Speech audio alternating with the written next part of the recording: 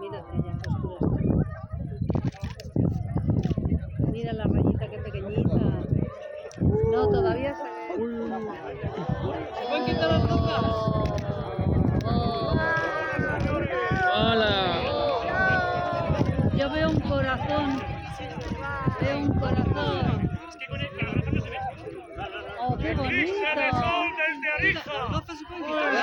No veo ninguno con la gafas. ¡Hala!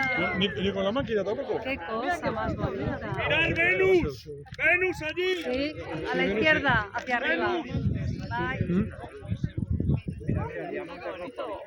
Sí, sí, sí.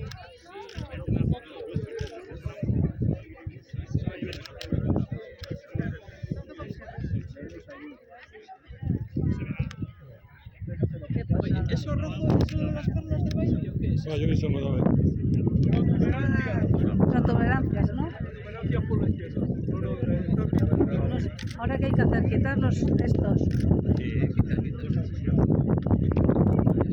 No mucho, no, porque estoy tan entusiasmada con todo que no me da tiempo. ¡Oh, qué maravilla, por Dios! ¿Me saca algo? ¡Oh, qué maravilla! Pero qué preciosidad. ¿Quieres ver, Moncho? ¿O estás viendo ahí?